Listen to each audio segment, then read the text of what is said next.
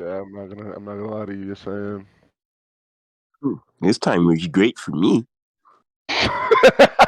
Right. I damn sure lied about that. You should have said like 2. This nigga said 2.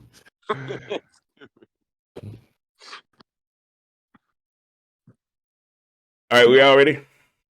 Yep. Yo, what up, everybody? Welcome back to another episode of the LeJit podcast. We're your hosts. I'm Real One. I'm K&K. We're joined by the originals. They've been here before. They know how it works. You know, Absolutely. got Eli, and we got Hello, Pushing hello. P, Preston. You know, it's early, but we here. It is the morning, and there's a lot of news to get to. So I'm not gonna waste no time. Let's get to it. The NBA playoffs. How we feeling so far? You know, you digging it? Liking what's happened? Yes, absolutely. Great. Miami and Golden State stamped their ticket to the conference finals thus far. We'll get a Game 7 from the Bucks Celtics series and a Game 7 from the Phoenix Dallas series. I didn't see that coming, but Rigged, but okay. we here. Scott Foster for Game 7. That's crazy. It's crazy how Phoenix Suns have become like villains so quickly. Yes. Yes. You know what I mean? It's crazy how It's they're mainly 1 because of their year- attitude. It's mainly because of Booker's attitude, realistic. It's not even just Booker's, everyone. It's the whole team. You know, Chris Yeah. Paul is Chris Paul. I mean, yeah, he's he's been that way. exempt. But Booker Exempt. and Crowder, I mean, he deserves to do as he's such. Booker, Crowder, McHale at times, Cameron Payne, Cam Johnson. Come on now. I think D-Book needs to relax. Like, he just came off from not being in the playoffs for like 8 years straight, and now he's finally there, and he thinks he's like, hot crap. It's like, okay, bro, relax. I think all the little like Kobe comparisons is getting to his head a little bit. Yeah, I agree. You know, he's trying to carry himself a certain way. It's not you. It's not in you, man. I'm sorry. No offense, but it just doesn't really work for light skinned brothers like that. You know what I mean? It just don't. That colorism I hear. Yeah, it sounds like some coloristic Dr. undertones. Umar wouldn't like that. Yeah, absolutely. Nah, Umar would understand. It's like, you know, you get pressed by a light skinned nigga. You like, come on, brother. This ain't what you do. Coloristic undertones right now. This ain't you. Don't do this. You know? I got no problem with it, man. It makes the NBA fun, dog. You know, the Suns' personality, the Grizzlies, as annoying as it can be sometimes when you're playing against it, makes it more fun when you beat them or you compete against them. Yeah, it's all good. The NBA needs a little personality. I ain't gonna lie, man. Hats off to the Grizzlies, because, like, For sure. they got their own little situation over there. Whoop that trick. Whoop that trick. And they got their own situation. They got a little dilemma, too, now. I mean, as great as Ja Morant is, you see what kind of team they are when he's not on the court. No. You We're not see even it. going to You we're not see- going Yeah, No, it's not a dilemma. We have to entertain it, because it's like Entertain. I what? mean, but we the could fact easily that say how much of a better defensive team they are when he's not on the They court. They But can will still never win. compete. They when would he's never not win on. anything significant without Right. Ja. You don't win Yeah. playoff games or playoff series without him. My They take lost. is there has to be a equal balance, and I think you keep Ja, of course, but you're gonna have to trade in some of those other players for a different type of look. I can already tell you the first person they're going to get rid of is Jaren. Are you serious? No, I Are promise you you. crazy? I No. promise No. you. Jaren's going to be the first person to get rid of. Dylan's got to What go. makes you think? Dylan's, Why would they get rid of Dylan? Dylan? Dylan's their best defender. No, Dylan's got to go. They can live without Dylan. You got to trade in some of that defense to get another scoring punch who can also play defense on the defensive end. But I don't agree. I think you keep all 4. 'Cause you have to. Oh, I mean, you can't. They realistically, I don't think they can keep all 4. They're a small market team, so They got some figuring out to do. You're right. Josh stays, of course. You know. Josh stays. I don't know. I just don't think that they got enough to get over the hump ever. I don't know about ever. Wow, ever? Yeah, because I mean, in the future they're gonna be matched up with teams like Denver. I'm gonna be honest. No, I feel like your statement should goes better with that team instead of the Grizzlies. I don't think Denver has enough to get over the hump ever. No, if Denver was fully healthy, we'd be talking about Denver right now. I don't agree. If Denver was fully healthy, we'd be talking about Denver right now. I don't think they have enough to get over the edge. I think y'all still would have beat them even if they had Jamal Murray. No, Denver wouldn't even been that seed. Denver would be at the top of the West somewhere. I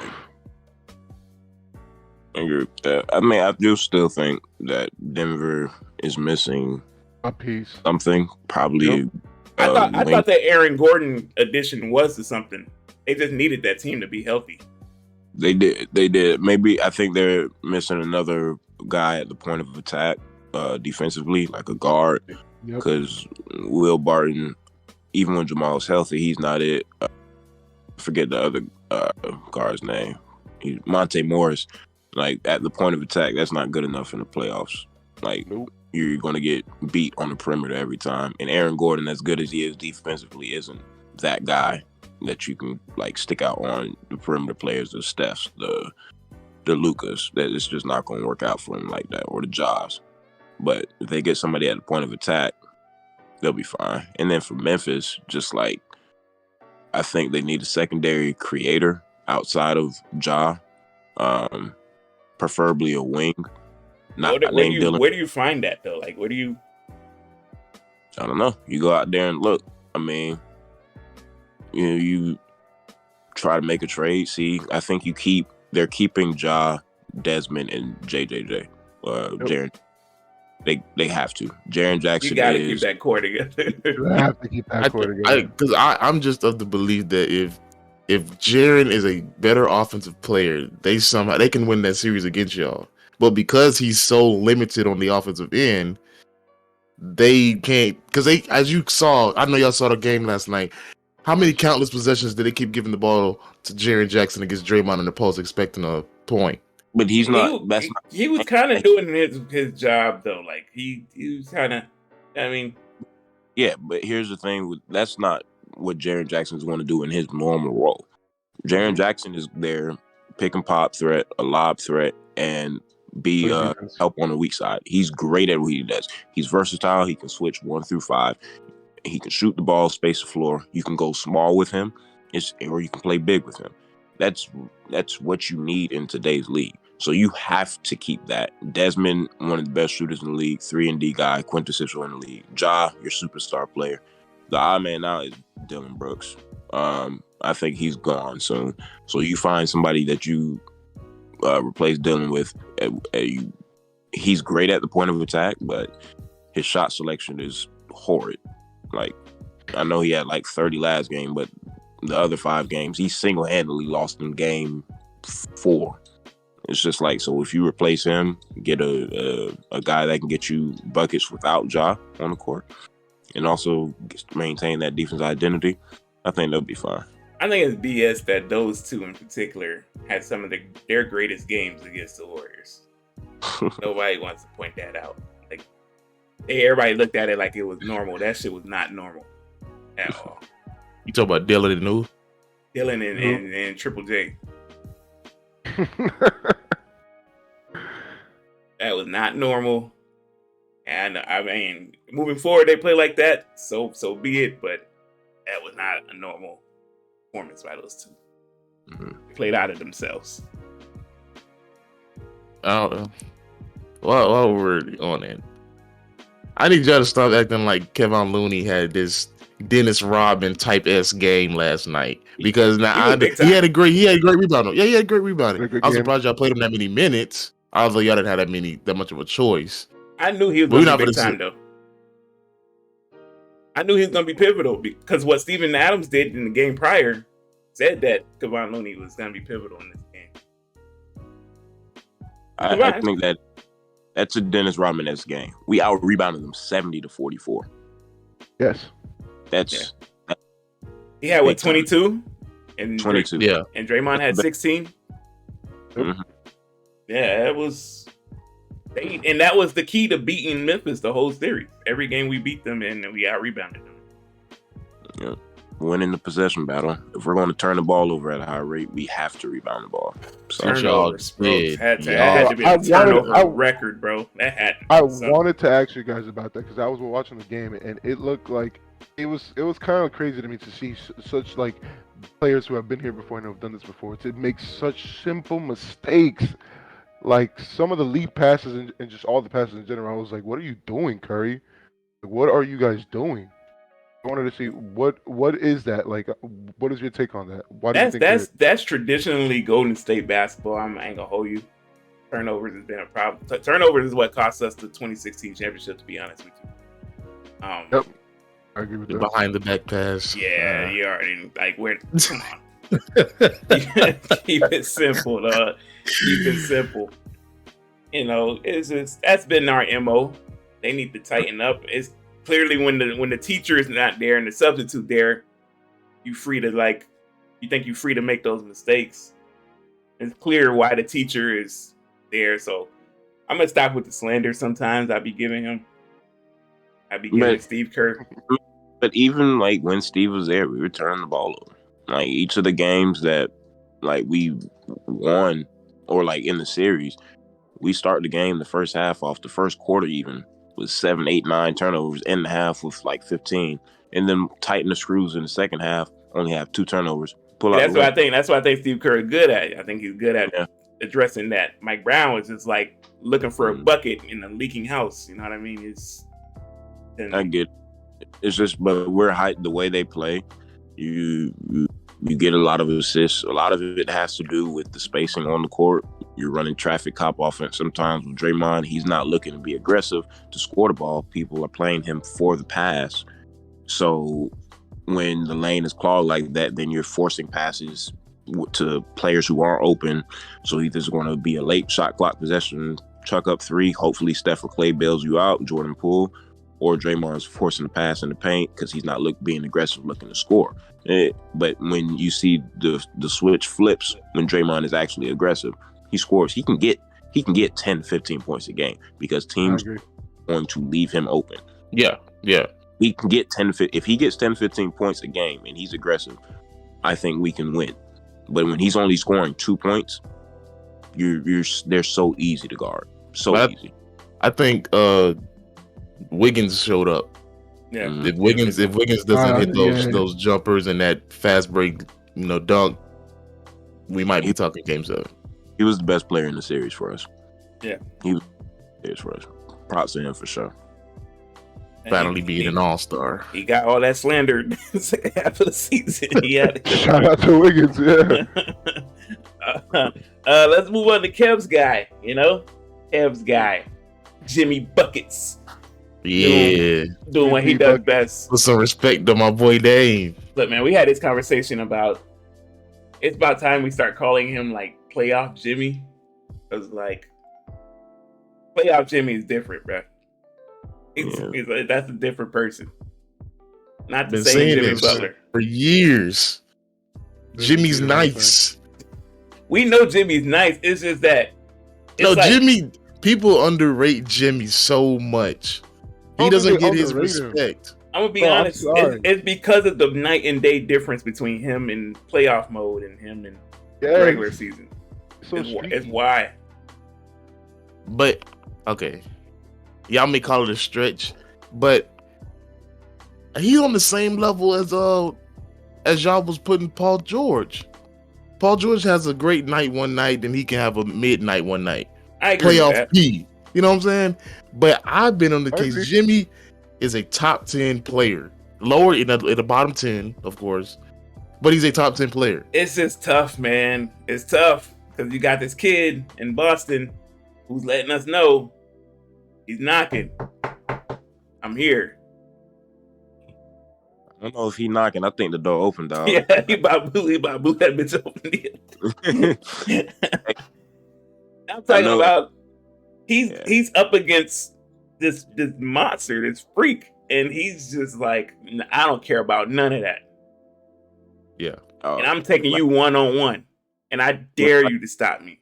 Can we talk about Jason? Like, he played Braun 2018, looked him in his eye. They lost game 7, but they took him 7. Played KD in them, swept him. Now he playing Giannis, game 7 again. And He had 40. taking it into Giannis's chest, bro. I ain't never Oh. seen nothing like Nah. I've never seen nothing. So, like, I know, I mean, it's gonna be interesting, and like with Jimmy and everything.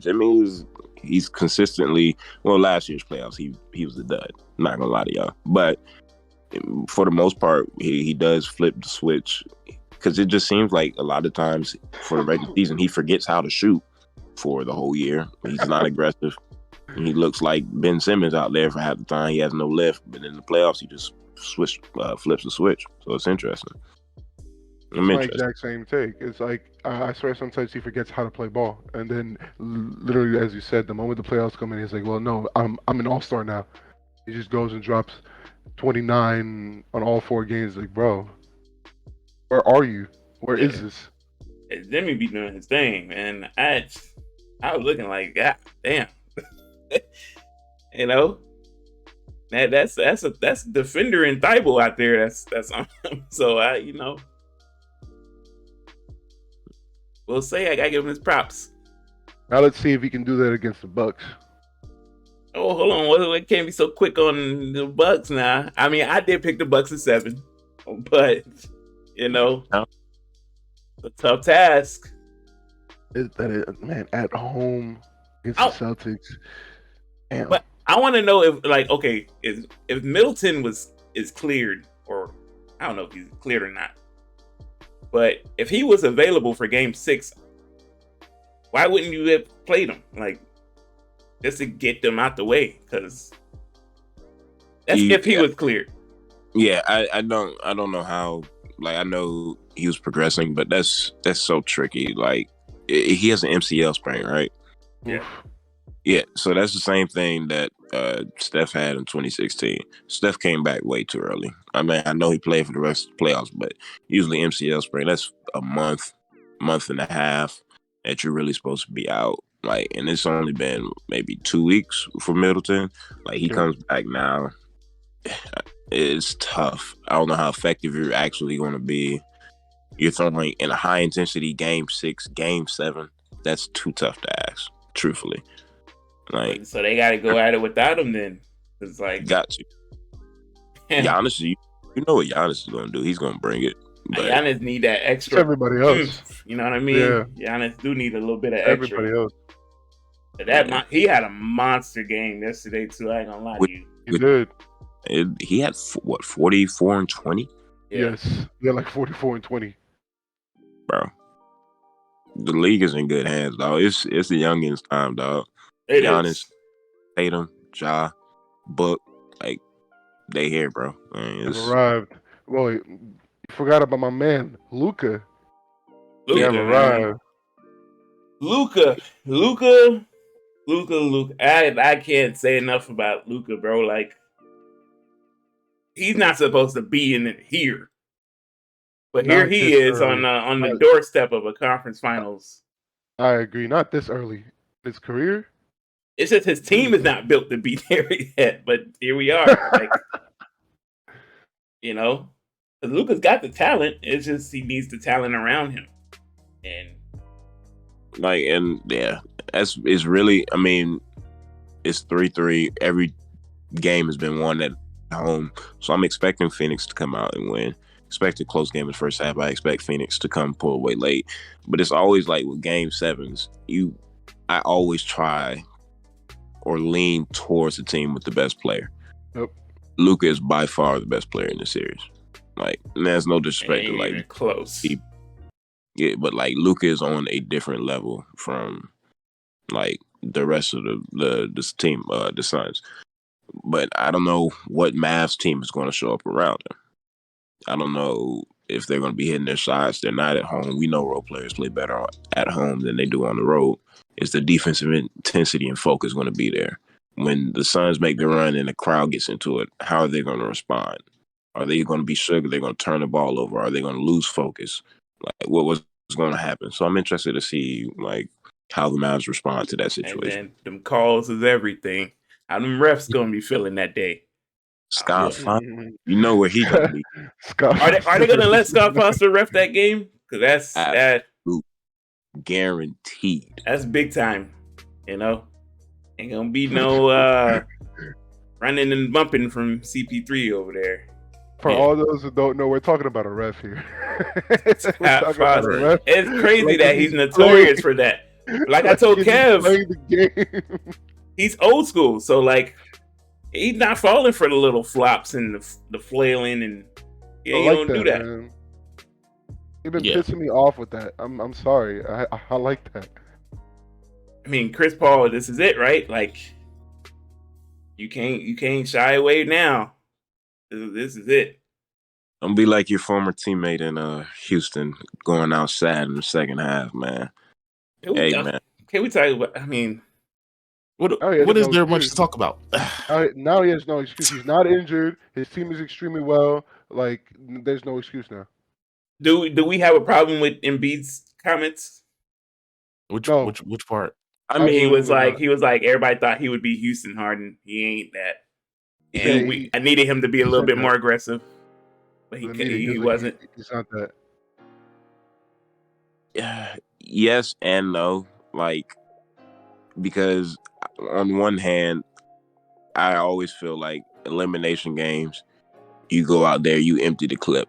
Even if you're 7 for 29, I'd rather you be 7 for 29 than only take 1 shot in the second half. Like, fine, whatever.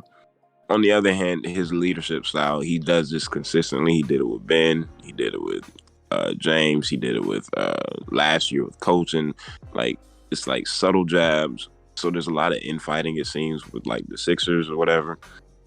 It's not the best way to address it. That's stuff that you like to keep in the locker room. But at the same time, if 2 years in a row, my teammates ain't emptying the clip, it's like they scared to shoot. I'm gonna be a little bit miffed. I come out here with a broken face, thumb torn up, back issue. Like, come on, man. I'm shooting 7 for 29. You can't take but 1 shot, and you supposed to be an MVP. Like, come on, man. It was the same thing Harden kind of did to KD last year, man. Like he wouldn't be aggressive. KD was out there dying. No, but see, that was okay because he was hurt. This year, bro. Hey, you Last being time hurt game, don't it stop was- you from shooting the ball, though. You know, I agree with you, but I feel like you get some excuse for like he's kind of slow on these plays because he's hurt. But this year, bro just played a horrible game. Like he just played a horrible game. Like How much of that do we blame on the coaching though, or the scheme or the style of play? I already told y'all about Doc Rivers. Doc Rivers goes into every 100%. situation thinking it's the 08 Celtics. And it's not. Oh my God, he's been riding that one championship for a long time. He treated Harden like he was Rondo, and you know, Paul Pierce, of course, Embiid was his KG, and he tried to treat Harris like he was Paul Pierce. That ain't the case. Yeah, clearly. He did the same thing with the Clippers. It's just nah, bro. Y'all But- think that Embiid should stay or leave? I said that. I I mean- think Embiid. You said what? Oh yeah, he'll stay. Yeah, he's gonna stay. They're gonna bring in Mike D'Antoni. I don't know how I feel about that. He But they're should doing leave, man. How many seasons of Embiid's prime should he give you before you realize, all right, we stink every year. We haven't made no noise every single year. I think I should But move on. We're not finna give him just the easy way out. This man is going through what 2-3 coaches. He's played with some all stars. Like he's the common denominator. Embiid has also got to stay healthy too. Like you I agree got with some that. of the worst luck ever. But here's the thing with staying healthy. Like, that is all the more reason for Daryl Morey to optimize him now, because you don't know how long his body's going to hold up. He is one of the best players in the league. He has an argument to be the best player in the league. you have to optimize him now. And to his credit, like he brought over James Harden. You great move in hindsight, maybe I not, agree. but like you have to optimize his prime now. That means moving pieces, like coaching. You got to do it. But he's sticking with Doc. He already said Doc is our coach next year. All right, fine. Move the players because clearly something's not working. Danny Green is out. He's probably done. Torn ACL. Done. His career is done. Sorry. Golly, that's It's crazy. over. Over. Come on, man. I ain't want to laugh at that. That's crazy. Just write that man off like that. That's crazy. He's It's 35. true. He's I'm 35, sorry. bro. He's 35, man. 35. It's done, bro.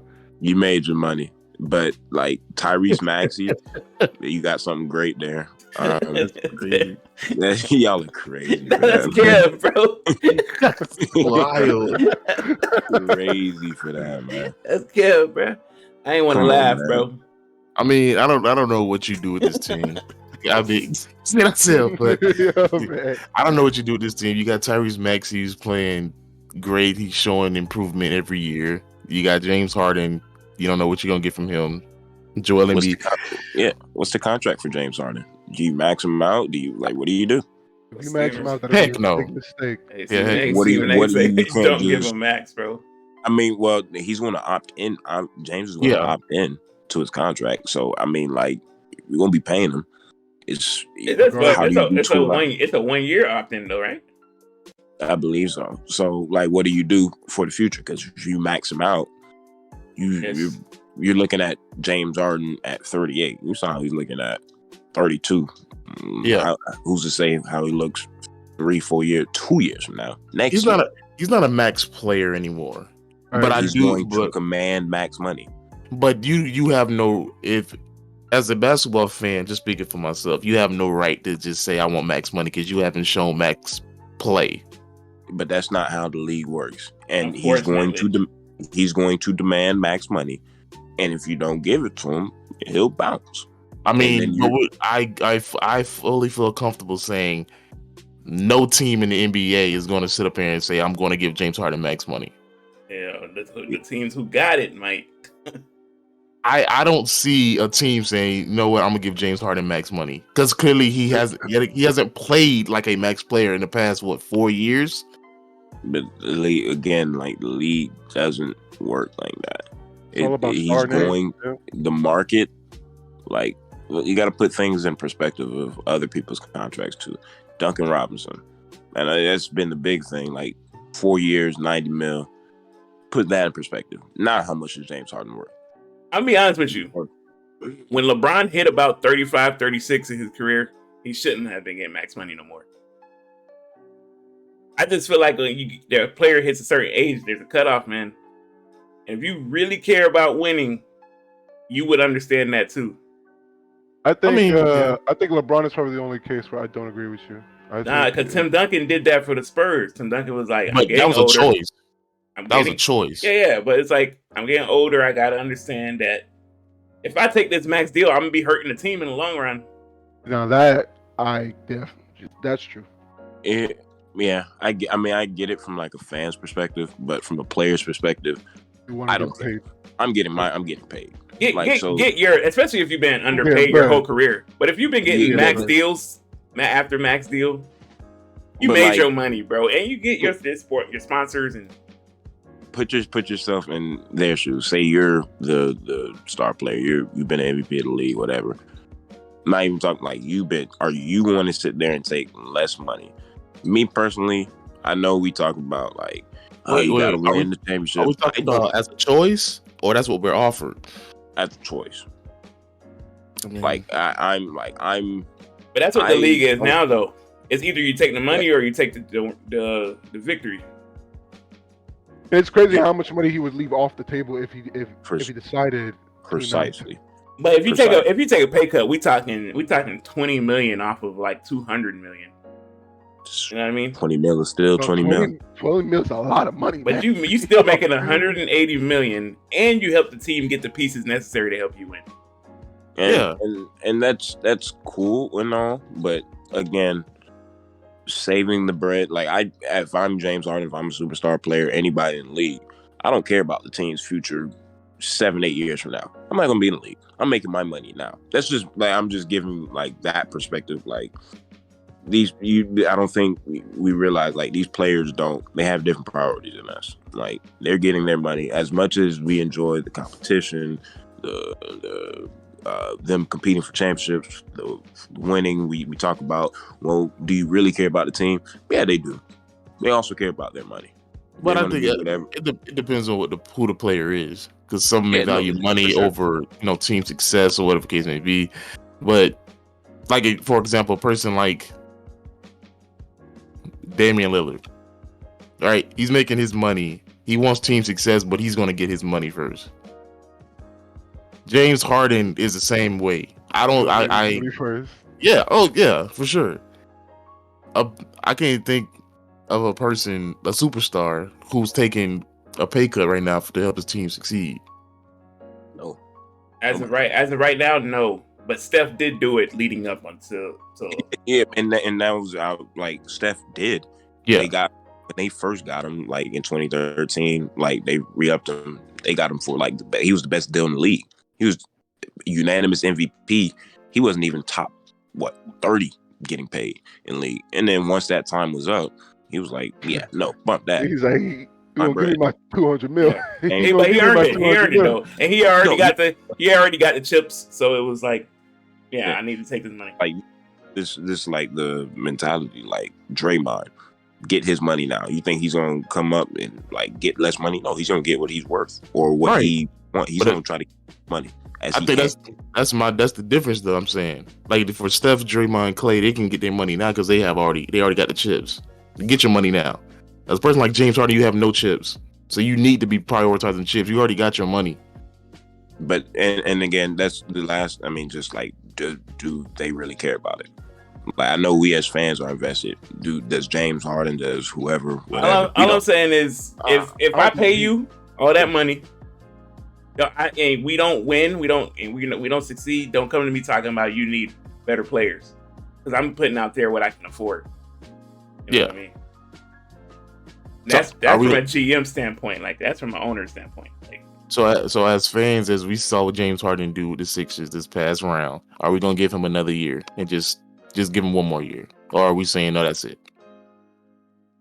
You got you. Yeah, you traded for him. You kind of looped into that. You stuck right now. You got maximize around Embiid, Maxey, and Harden. Unless a team comes up and is willing to trade for him, then you. All I'm saying is this: James Harden needs to stay out them clubs, man. My man needs to stay out them clubs, man. Oh my God! My man's left the party, man. I don't know what to tell you. My man took an L and went to the club right after. It's like, bro, come on, come on, bro. We got a game tomorrow. And it cheers him up, you know. Real quick, the whole Kyrie situation, y'all F's with it. Nike. Yo, supposedly. I love what Kyrie's doing right now. He's on Twitch right now. I don't know if you guys haven't seen his streams, but he's talking a lot of smack on Twitch right now, man. He's talking a lot of smack on Twitch. I don't mind it, Kyrie talking his talk. Do I think the Nike situation is a smart one? No. Kyrie got your best basketball shoe. And that's a shoe that he actually goes in, designs, puts a price point on for people to afford and feel good. That's opinionated, though. Kyrie's got the best basketball shoe, bro. Kobe's are the best basketball shoe, but they're too expensive now. I would say Paul George, but all right. Paul George's are good too. It's Kobe's, PG's, Kyrie's. I agree with that. And Kyrie just makes it more affordable. You can literally get Kyrie shoes for about $85, bro. Wait, so I'm lost. Did he lose it for what? They're not going to renew it. Yeah. Why not? Who knows? They're not rocking with the Ramadan. Yeah, they're not feeling this Kyrie. Oh, it's the same thing that their excuse is that they don't know if he's gonna play, which is BS. Cause that's BS. I didn't know there was still COVID mandates for Kyrie. I didn't know. That's BS. I mean, if this was KD or LeBron, I'd be on your thing. But since you have a person like KD and LeBron on your roster for Nike, losing out on Kyrie, you're not really worried about that. No, because Kyrie's your best basketball selling shoe. Yeah.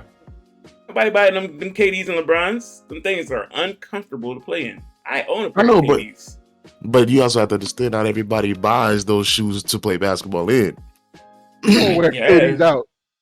Who gonna we're not for to sit back like we ain't never seen Bronze or KDs or PGs just worn out. Giannis's. Bro, the only bronze I've never seen Giannis's, but the only bronze I've ever seen being worn out are the blue ones. I forgot the 12s. I think so. Yeah. Hey, Kev, you wearing bronze shoes out there with some jeans? Yeah, you lying.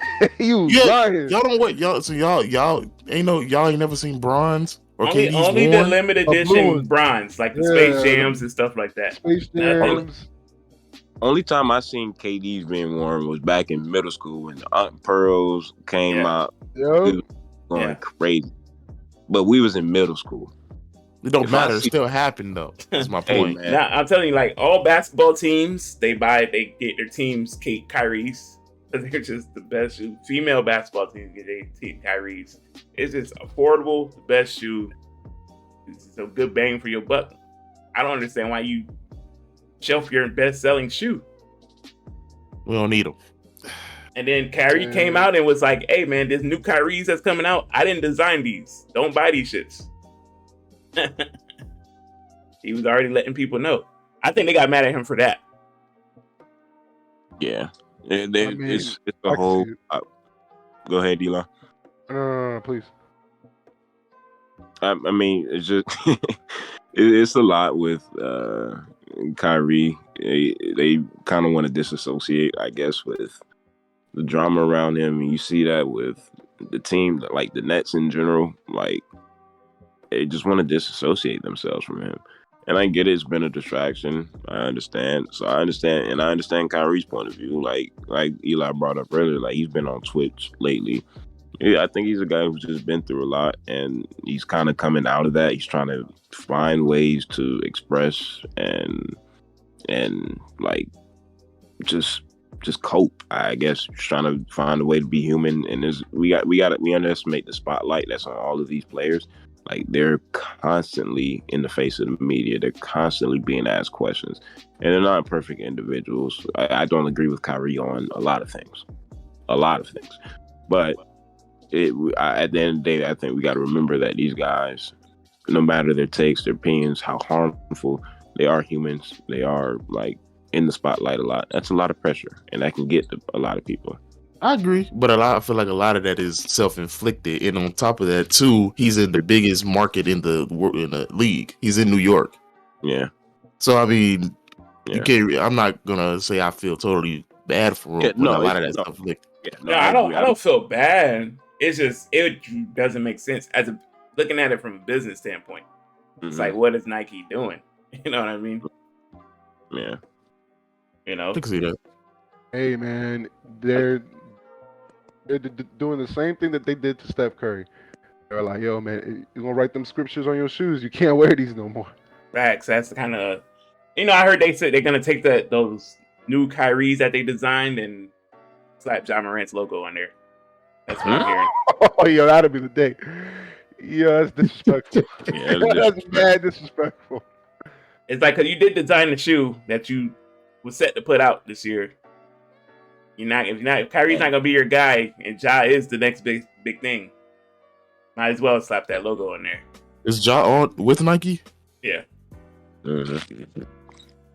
He's more of a Jordan guy to me. I would like them to be with Jordan, but they. Why you compare? Why you say that? What's good, man? No, because I'm just saying, just the Jordan brand is taking a nosedive.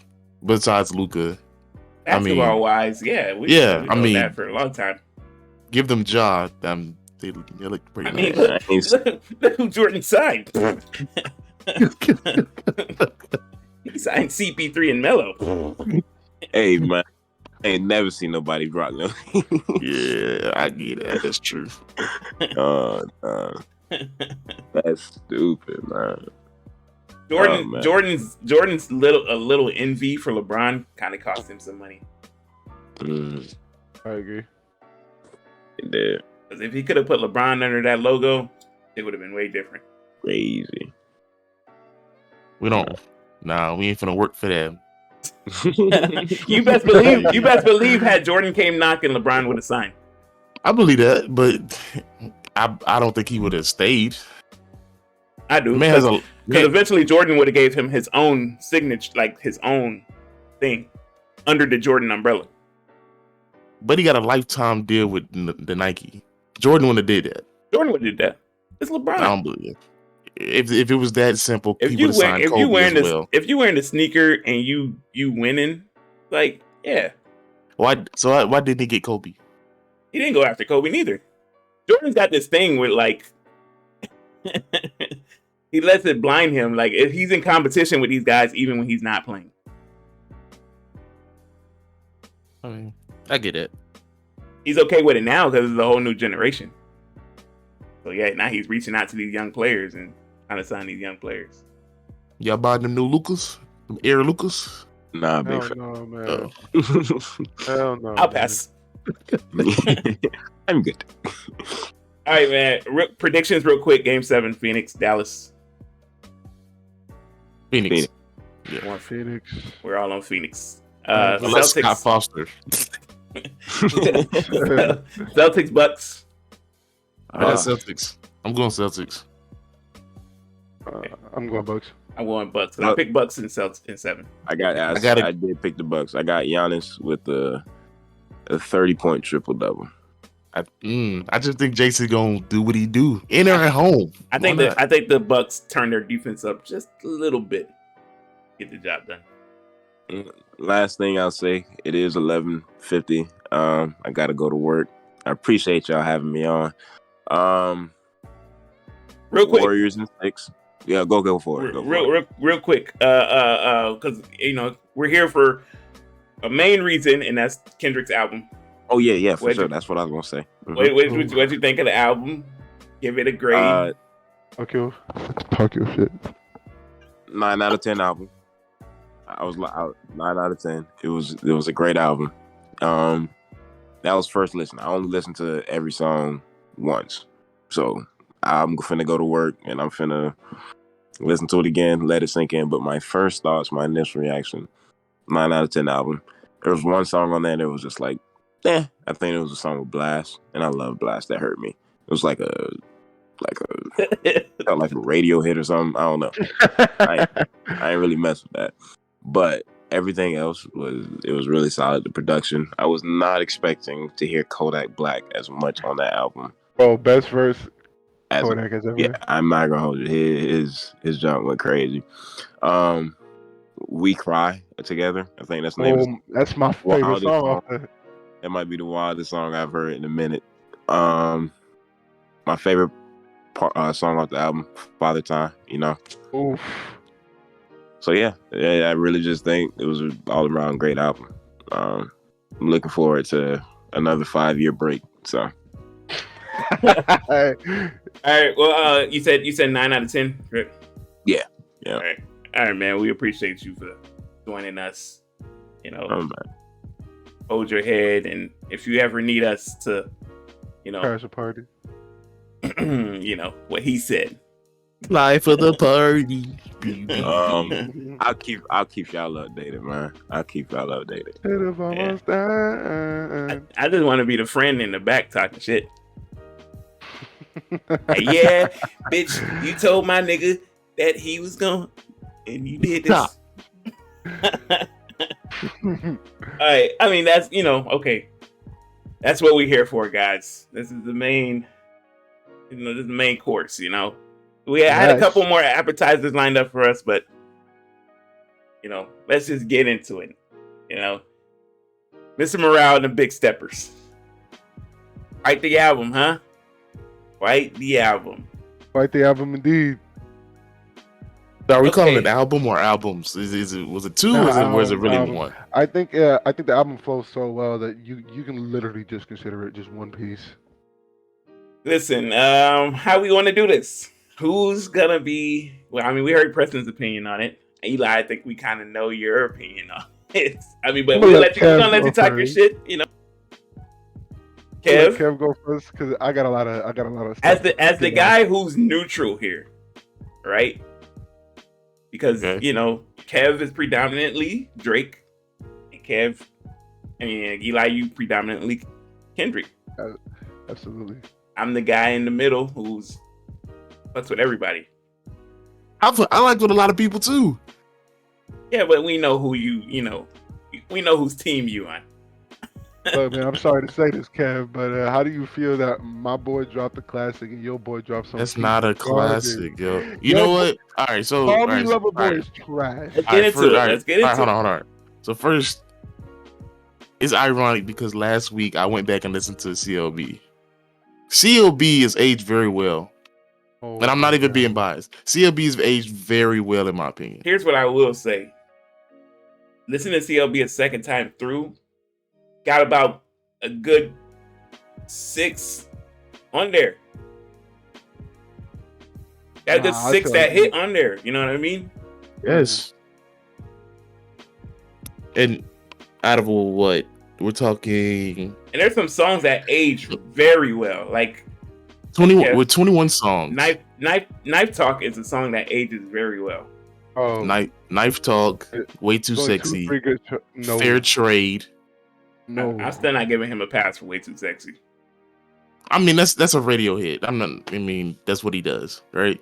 Yeah, No. I guess. TSU. 2-3. Yes, he was good. It- TSU. Of course, you got You Only Live Twice. That's a classic, rapping bars oh for my bars. God. Oh my God, The- bro. The song with Cudi is amazing. Drake sounds so Yes. uninspired in that album, bro. Like Here's I the agree. thing. When Drake didn't have it, when Drake wasn't on top and he was striving Yes. for it, Yeah, he was a I better agree. version of himself. When you Yes, at the I top agree. and you got it all, there's not much for you to talk about. But the I fact that don't he's agree. still cranking out hit, and Drake's not the activist type, so we can't compare him to the activists in Kendrick and Cole in that aspect. And I think that's the beauty of this album, and what makes this album so great is that Kendrick Lamar is at the top of his game, and he's viewed as that. But he's not. But I want to give my opinion on this Kendrick album. Okay, I'm gonna give my opinion on it real quick. So listening to it 2 times through, if we were splitting it up into 2 different albums, in my opinion, I believe The Big Steppers was better than Mr. Morale. It is. Right? The reason why Kendrick Lamar fans will hype it up so much is because he hasn't dropped nothing in 5 years. So within 5 years, you haven't heard nothing from him, so he has a lot to talk about. As opposed to a person like Drake, who drops every year or every other year. So it's not that much in between. So, but then when do we start holding Drake accountable? Like, and that's a great point. No, okay. Go ahead. I mean, I can't really say we're gonna hold him accountable because every time he drops, he gives us like 2 hits, at least. He gives us 2 hits. Kendrick, you can really argue, doesn't have a radio hit on here. That doesn't take away from it being a great album, but you can argue he doesn't have a great hit on here. If you ask me, I think the only one you could possibly hear on the radio is Silent Hill. Yeah, all right. Right? So I think that's the only one you'll hear. So that's the same thing I have with J. Cole. They're bar for bar lyricists, activists, so they're not appealing to the average listener who wants hits and or whatnot. So I mean, I give it if it was me, I give it a 7.5. It's wild. That is wild. Holy. I give it a 7.5. Oh my Okay. God. Okay, so like an album like Good Kid, Mad City, Kev, what did you give that album? Good Kid, Mad City, I gave it an 8. Okay, Oh I gave that album a 9. I give Damn a 9. Oh You gave my Damn a 9. God. You think Damn Yes. is his best piece of work? Yes. Oh my God. Hey man, opinions are I'm opinions. gonna even make you even more mad, but not even trying to. But I do believe Good Kid, Mad City, and Damn is better than To Pimp a Butterfly. One of those. Oh my. I also hold that same sentiment, but I've been letting people know this. Here's Okay, I'm gonna get into it because Eli's a Kendrick fan. Like Kev said, Drake drops albums every year or every other year, so Drake doesn't have much to go off of. You said holding Drake accountable. We gotta hold Kendrick accountable. Every 5 years is crazy if that's something you plan on doing. Yeah. It's I like, think yeah, it's you should okay. have a lot to talk about. It's been 5 years, bro. You know what I I think that's mean? okay. But you're not upset about that as a Kendrick fan? Like, dude, You know I what? don't. I at a earlier part of my life I was, but now I'm like, I feel like you have to give it. It is a like right. Like as a fan, it should be their right to give them time to create the piece of music that we want to see. 5 years though. Yeah, it takes time to make like good pieces of art. That's why I don't really like Drake that much because I know Drake has all the tools. I was telling a friend last night. I was like, "Yo, we could if Drake really wanted to, he could give us like a 10, a I solid don't, I 10 to don't, 11." I don't think Drake Yeah. has. I don't think Drake is that leniency. I don't think Yeah. Drake can go 5 years without hearing it from the people, bro. But What more does he have to prove? he has nothing to prove. The fans Just just like won't let Exactly. him though. Like the fans of music just won't let Drake go 5 But years. just like I feel Kendrick shouldn't be able to just go off for 5 years. Because now that we just got Mr. Morale and Big Steppers, when the next time we gonna hear from Kendrick? No one Did knows. you ever think about that? No one knows. And yet And again, I'm okay with that was that. his, And I'm okay that was with his, that. that was the last album on that label. Kendrick is in that class of, Rihanna and Frank Ocean. Like he's Yeah. literally like, you're gonna wait, and we Yeah. don't even know if we're gonna get anything. We're just waiting, hoping. You know what I Yeah. mean? Because for a while we probably thought Kendrick was done. I was starting to think that my damn self. Me too. And I was Like, okay with that. Man, like So, I'm okay, all right. gonna give this album. Go ahead. This album's solid, bro. This is a good album. This ain't. Y'all heard me say what type of Kendrick I was looking for. This wasn't the Kendrick I was looking for. But I do know people fucks with this Kendrick. I fucks with this Kendrick too. I hear the message. I give this album an 8 out of 10. You know what I mean? Let me ask y'all both this: was it worth the wait? Yes. 1000%. I ain't gonna hold you, bro. I wish if you're gonna do 2 discs, right? Give us this Kendrick on one disc and give us a completely totally different Kendrick on another. You know what I mean? I don't agree. I don't think we got any bit of K-Dot on this album. I think he's past that, man. I think he's grown out of that. Like he's past that. This is rap though. Like I don't understand. Like, you know what I mean? I think he has paid his dues to where like he feels like. So you can't give us a little bit of fan service as fans of your music. Like, give us a little bit of fan service. Some of us who got introduced to you from K-Dot. Yeah, K-Dot. Even Kung Fu Kenny. I think artists we shouldn't. All right, I'm gonna get to my point when it's my turn. Go ahead. I'll explain. All right, first I'm gonna talk about Drake because I want to get that out the way. My problem with Drake is that he always has this problem where he drops one track off of an album that I'm just like, yo, this is the Drake I love. The one where he's rapping off of a nice beat, like champagne poetry. That's the version of Drake that I love, where he's a nice beat, just him talking about his experiences in life and just what he has to go through as just being a man or whatever. I'm like, yo, Drake, you can give us a solid album. Like you made all the money, you have all the hits, you have the tools. Just give me a fan of your music a solid 10-track album of just you rapping about stuff that you're going through and things that you think about in your head off of these dope beats. Because Drake, if he really wants to rap, bro, he can. Oh my God, he just be pumping out fire stuff. But now off Drake. The reason why I love this album so much, and this is probably the most intimate and personal album that I personally have ever heard from Kendrick Lamar. Kendrick Lamar before this album fans of him, I don't know about you guys, but fans of him has held him up to such a high tier Yes. and this pedestal where it's like I no longer viewed Kendrick as human before this album. Oh my Like, gosh. Come no, on, like, man. no, and hear me out. I mean, because he doesn't drop music so much, and when he drops music, it's usually extremely good. That you kind of like, yo, you put this title on him where he's like, yo, Kendrick is the savior of rap, or Kendrick is like, yo, he's like, he can do no wrong. Like my man is goated. He talks about like issues pertaining to black people and just the culture in general. I completely forgot the fact that yo, my man is human.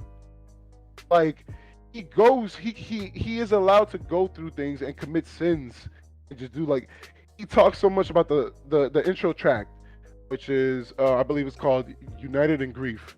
Yeah. He talks so much about how he struggled with the fact that he has this obsession and this addiction to cheating on his wife. Like he said that on tour that he would constantly cheat on his wife and that he had to go get therapy of it. And he also talks about a lot of the purchases that he has made as in like Rollies and cars. And I'm like, yo, that's so weird coming from somebody like Kendrick who is usually so like would try to strive away from that and try to teach you to do otherwise. And it's like, yo, this man is really talking in a perspective of giving us the fans a glimpse of like, yo, I am allowed to make mistakes, and I think that's what he was trying to say in this album, where it's like, I'm gonna Good, be man. honest with you though, like I can't relate. what do you mean? I can't relate, bro. I You're like telling me you can't relate to I'm not wanting. married and I hear cheating on my wife, so I can't Yeah. relate, bro. I don't mean just that, and I that's just one point that I want to take out, but he even constantly reassures you in this album where he's like, I believe towards the end, I forgot what track exactly he says it. He's like, I'm not your savior. Cole is not your savior. Drake is Yeah. not your That's savior. the savior You, yeah, interlude. you will never grow waiting on me. Which I was like, bro, that is so powerful. 'Cause Okay. it's like, But my question, not to cut you off, my question is, if that's the type of Kendrick you love, in my opinion, the damn album was full of that. nah, the damn album wasn't because look, Kendrick's whole albums. I'm gonna take his 4 albums, right? Good Kid, Mad City, Pimp a Butterfly, Damn, and this. Good Kid, Mad. Kendrick's first 2 albums, if you can tell, if you go back and listen to them, they come from a very like hopeful state of mind, where it's like the first album is more of a documentary of what it's really like to grow up in Compton and grow up with all the drugs and all the the gang violence and all that stuff, and he's giving you a perspective of himself and how he grew up and all that. But he acts hopeful that we as in the culture will be able to change from that, while T-Pap is going diving full deep into that type of topic where it's like he's talking a lot about issues that we face as black people, or just a lot of problems in ways that we can like go up, that we can evolve and upgrade from that. And that Yeah. album ends very hopeful. Now here comes Damn, and the reason why it's called Damn is because Kendrick experienced like, yo, I've already given you the message, but here we still are. We're all damned, and that's why it's called Damned. He's basically saying that we're all screwed. Like I've already tried to help you guys, but we're still doing the same. We're still falling for the same old traps that we used to. And now coming off this album, he's more mature now, where he's like, yo, the shit is so fucked up that I don't care about nothing else except me. You have to go find your own salvation and your own peace, because I ruined mine by trying to find, like, basically, how can I heal the world when I'm trying to heal my own world? Is what he's What trying it- to say. So is it like fair to say Kendrick he's a conscious rapper? Yeah. Oh, absolutely, He without a didn't doubt. he didn't start off that way. That's No, what he he didn't. is now. Absolutely, because like he's older. He said it in the album. He's like, I have kids, I have this, and the perspective of what you want to be is something that I cannot give you. Do not come looking for me to be that guy. But you can't. Like, But you can't tell me when you listen to this album like you didn't feel underwhelmed. nah, absolutely not. There's no look, and this might be me and my bias. Kendrick Lamar is in his own lane when it comes to being an artist. That I feel like it's harder for him to make a bad album than it would be for him to make a good one. Come on, man. So, and no, I'm being dead ass. That's just how I feel. It would be harder Come for on Kendrick to make now. a bad album as opposed to him to make a good one. So, but this album is like, for me, this album is not something you ride it you bam it in the whip. You're not gonna play this. This is just vibing. This is a vibe album. This has a message. You hear the message, and that's okay. Vibing. It doesn't have to be, which is like what one of the things that he's saying. Like right now, he's like, I'm gonna do me. Like y'all, my piece of music is for me to want to spread a message, and that's all right. He's not Drake. He doesn't have to be Drake. He doesn't have to be Future. He doesn't. That's not who he is. He's not gonna give you the freaking hard hitting bangers. Let's compare him to the person we always do, J. Cole. Yeah. J. Cole dropped the off season. They darn near are in the same lane when it comes to what they talk about and whatnot. I don't agree, but all right. Cole, how? I mean, they both talk consciously about their life problems and their past and everything. Hell, Cole been doing it longer, so like Cole has the upper hand in that regard. I agree. And then when Cole does it though, he usually produces a great album. I think the offseason is a little bit too like poppy, you know? Nah, hell nah. Yeah, the offseason. Yeah. I'm gonna be honest, man. The offseason is one of J. Cole's best pieces of work when you go back and listen to it. I agree with that. Me, I don't like a lot of like that type of rap. Like I'm there for it, and I understand what type of rap. Like I don't like the hip hop poppiness. I don't like that. I think that shit is corny. But I see why you have to do it because you have to make bread. I mean, so what would you call Humble by Kendrick when he dropped Damn? Humble was poppy. What do you mean? The title of the song is Humble. But it was definitely poppy, bro. That shit was everywhere mainstream. Go back on Rap Genius and just look at what he's saying, though. Like that's what I don't understand because why can't Kendrick? First of all, in my opinion, Kendrick needs to get back with Dre. In terms of producing. Yes, he does, man. No. These beats, production is amazing. These beats are not it. Yeah, Kendrick's beats have gone down, bro. Like, and that was my only thing. I think that's the reason why I didn't really like it as much, is because his beats weren't hitting. You could still get your message across with a nice beat, bro. Like, you know what I mean? Like I said, my favorite songs on there were Savior, when he had Baby Keem, and then Silent Hill. The beat that Pharrell did for him was fire. I'm not gonna hold you. We Cry Together is one of the craziest rap songs I've ever heard in my life. That's nice, but you're not gonna sit up here and say, "Oh yeah, turn that on." We're not. Yes, I am. Me on my car, we turning that on. Why would you torment people like that? People in the car, they want to like be lively, bro. No, we turning that on because I need you to hear this. I think that's not the same thing he said about in the Hard Part 5. That's not culture, bro. That's not all this hype shit. That's not culture. We made it culture, but that's crazy. not. I thought the Hard Part 5 was gonna be on here. Yes, I agree.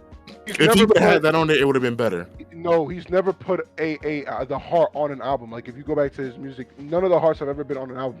That's his problem. No, that's not a problem. They're more of a Mirror is a great song. Mirror is a great song. I like Mirror. Yes. I like all the songs y'all talk about too. It's not a bad. We're not saying it's a bad album by any stretch. We're just saying like the hope that because he was gone for so long, it was just the hope that he would come back and be on some I'm number one still shit. And I still think he is, but here's the thing is, that's what I love. He could have done that. He could have But the fact is that and also he was talking about how the pressure was getting to him as well. Like he was struggling with the fact that he's put on such a high pedestal that the pressure of him trying to make a great album to him was giving him mental health issues. But can we also talk about? I don't mean to cut you off, but can we also talk about how the album could have done better had he had better features? No, hey man, this whole TDE thing, I understand that's family, but like, come on, bro. Nah, I think that's fine. You can't tell me if this album would have been perfect for a J. Cole feature somewhere on here. Hey, you can't tell me if you don't expecting that. As a fan, I was expecting one of these people. I was expecting either a Travis Scott, a Drake, or a J. Cole. I wasn't expecting something. I definitely expected a Kanye on here somewhere. Or Kanye. I expected Kanye and Cole. Those are the only two rappers where I'm like, okay, they probably will be on this and album. He gotta stop leaving it open ended. Like, what's your relationship with these rappers? Because you know, like, we don't know if you fucks with them or not no more. He ain't taking pictures. He ain't doing nothing. He's not feeling it, bro. I feel like Kendrick's perspective is that he keeps seeing us make the same mistakes, and it's like, bro, I'm tired of doing the same thing and trying to better us as a society, but y'all keep on doing the same shit. Well, like what? Like, this album low-key should have been his retirement album then. Yeah. Because if you want to be an activist, you got to fully be an activist. I forbid. And that's what he was trying to strive away from this album. He's like him saying, I'm not the savior. Like, stop putting that label on me. I'm not that. But who was calling him savior? The fans. Everybody, bro. No one was calling him a savior. I didn't look at Kendrick as no. When Good Kid, Mad City dropped, everyone was like, "Yo, this is the savior of rap." No, like, nobody said that because his fans Good Kid. He literally came out. He literally came out with those same two guys, Drake, J. Cole, and Kendrick, all popped up at the same time. Big Sean declined. Drake, J. Cole, and Kendrick all excelled. That's not true. That's not true. Drake popped off around like 2010, 11. Oh Cole my gosh. They popped off around the same time, bro. Exactly. That's like it was literally back to back. Good Kid, Mad City came out in 2011? 2013. 2013 is when they all dropped their best three albums. Well, arguably their best three albums. No. Forest Hill Drive came in 2014. That was like a year apart, though.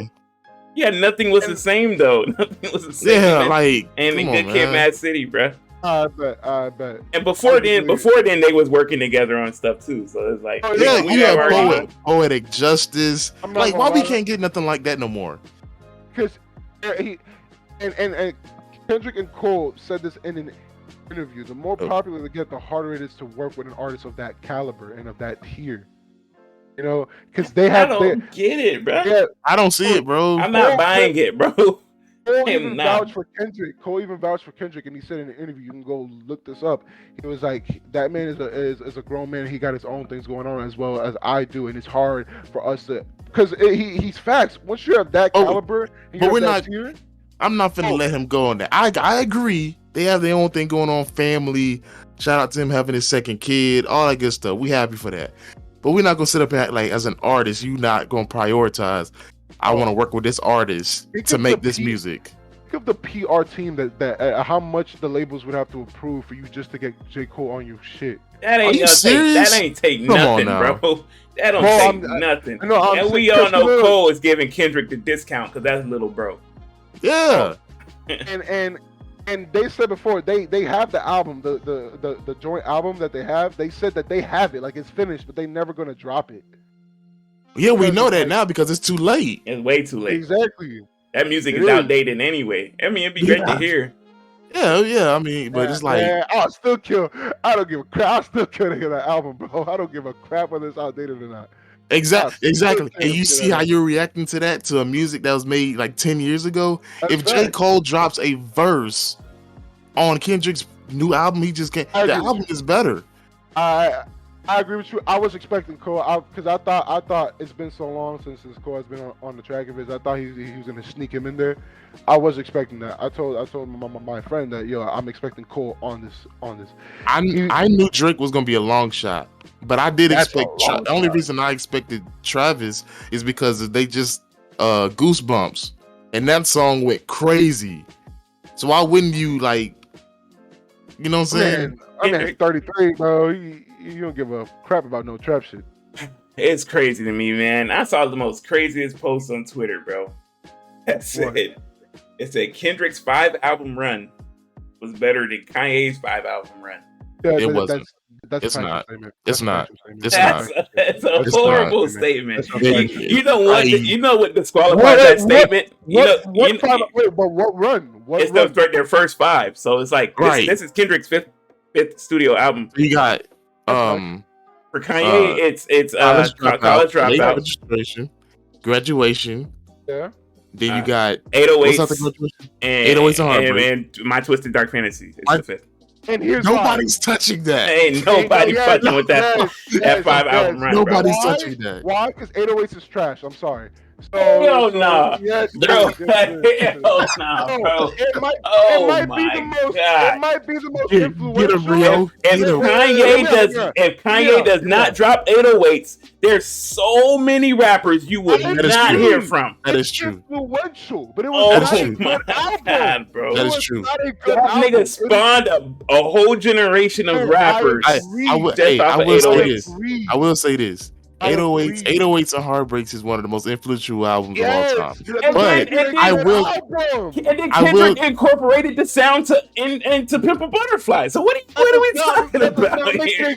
What are we talking about here? Being influential does not make it a good album. Because if that's the case, That album is fire. I don't know. I will say this. Within album is within that 5-album release, those 5, 808s is probably the 5th one. Yes, I will say that. But it is. That's what holds you back. It's probably But the third most influential out of the 5. You would compare 808s to what? To this album, right? Yeah. And Yeah. Yes. No. Sorry. You would compare Damn because that was his 4th one. Stop it. No, I'm saying we're talking about as out far as popularity. out of Kendrick's 5 albums, which one would you say is at the bottom? This one. This I one. would say Damn is. How are you gonna say Damn. Damn is? I just watched the interview. I just watched the interview last night. They had him rank his own albums. Damn was his favorite album. Okay, it might have been the most fun for him to make. Like, that might have been that. But musically, Damn is not the best album. Yes, it is. No, it's not. No, it is not. This It is not, bro. this album It is has no not. bro, Damn has the worst Kendrick Lamar song on it of all time. which is what? Just God, that song stinks. Look, That is a horrible track. I'm going to listen to this album one more time, of course, if I get my final thoughts. But as of right now, I am saying this album has no replay value. You're not going to sit back here and listen to this album. This album is not a classic. Okay, what about Section 80, Eli? Oh, are we starting there? Or are we starting? That's his first. That's technically his first studio album. I would say 80 and the College Dropout pretty much match. I would say I would.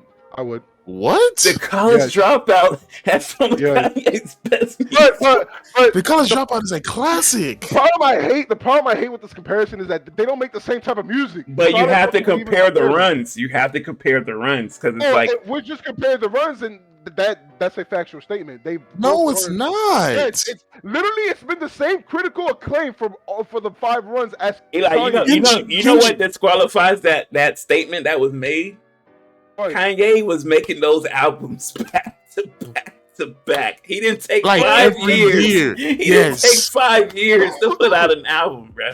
That's a good point. But I think the longest Kanye took was 3 years. That's the That's longest. it. Wait. And the only reason he did that was because he was also working on to watch the Throne at the same time. Let me stop y'all right here.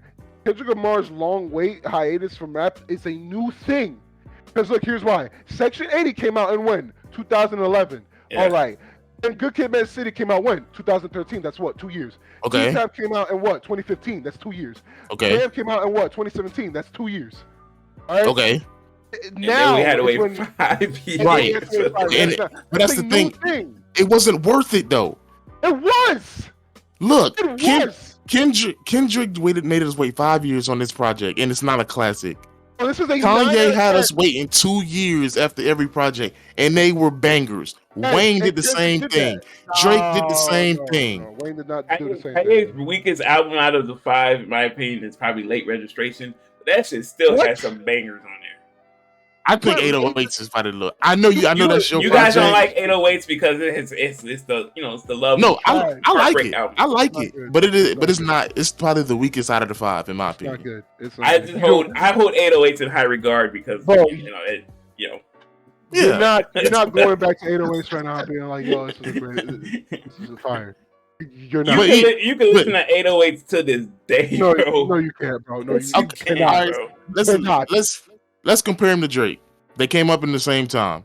I'm sorry, Kendrick clears, and I'm not having this argument. If we're talking about 5-album run, Come on, bro. I'll give you Kanye. Come on, man. I will argue with you with Kanye, but I'm not arguing with you with Drake. We're not doing that.